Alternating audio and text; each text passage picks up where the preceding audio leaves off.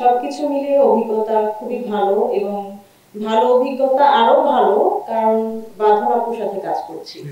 তো নিঃসন্দেহে উনি আমার অনেক পছন্দের।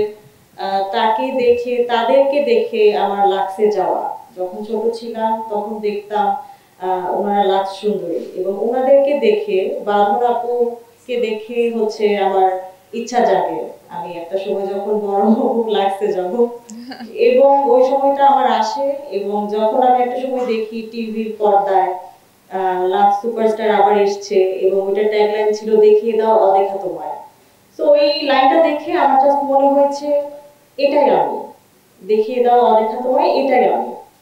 তো এরপরেই আসলে লাক্সে যাওয়া, এরপরে জার্নি, আমার লাক্সে জার্নি শুরু হওয়া।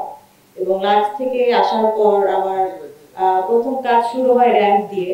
আমি বেশ কয়েক বছর র্যাম্পে ছিলাম।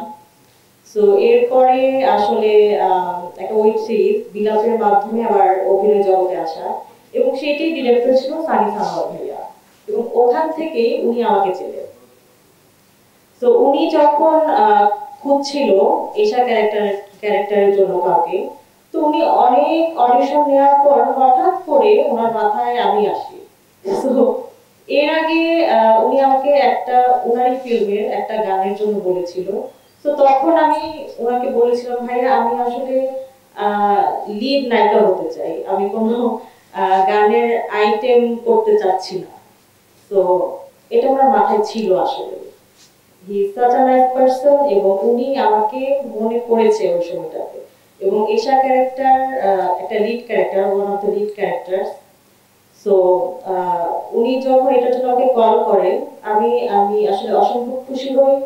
এবং উনি আমাকে যখন স্ক্রিপ্টটা বলে, আমার ক্যারেক্টার সম্পর্কে বলে, ইনফ্যাক্ট বাঁধন আপু যে চরিত্রটি করছে লীনা, ওটা সম্পর্কে বলে।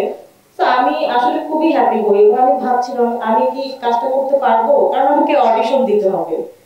তো এটা আমার জন্য একটু টাফ ছিল। তো আমি ওইভাবে প্রিপারেশন নিয়েই আসলে অডিশন দিতে যাই। তো অডিশন যখন দিতে যাই, তখন যেহেতু আমি র্যাম্পে ছিলাম, আমাকে কেউ কখনো অভিনয় করতে দেখেন নাই। তো র্যাম্প থেকে, র্যাম্প মডেলদের একটা কথাই থাকে সবসময়, ওরা অনেক টিম অভিনয় করতে জানে না। তো আমি যখন অডিশন দিতে যাই, তখন কাস্টিং ডিরেক্টর আমাকে দেখে বলে না, আপনার লোকটা যাচ্ছে না আমাদের ক্যারেক্টারের সাথে। তো তখন আসলে আমার কাছে মনে হয়েছে যে ওকে ফাইন, এখনই আসলে আমার প্রমাণ করার সময়।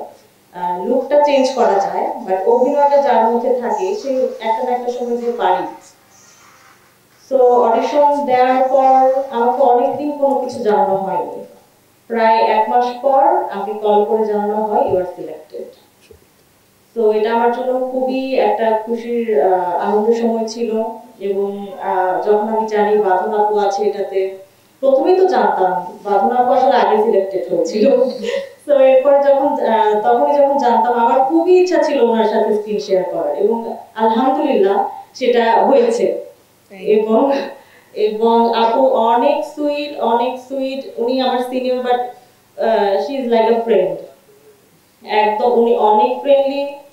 কাজের জায়গাতে আমরা আমাদের ফ্রি টাইমে একসাথে বসে আড্ডা দিতাম। তো সবকিছু মিলে আমাদের শুট অনেক ভালো হয়েছে। এন্ড এশা মার্ডার, এখন তো ঈদে আসলে এবারের ঈদে অনেক ধরনের ছবি আসছে। সো এশা মার্ডার একটা থ্রিলার ছবি, মার্ডার মিস্ট্রি ছবি। তো দর্শকদের পছন্দ মতো সে তার ছবি বেছে নিতে পারবে, এবং আমি বিশ্বাস করি এসব মার্ডার তাদের খুব পছন্দ হবে।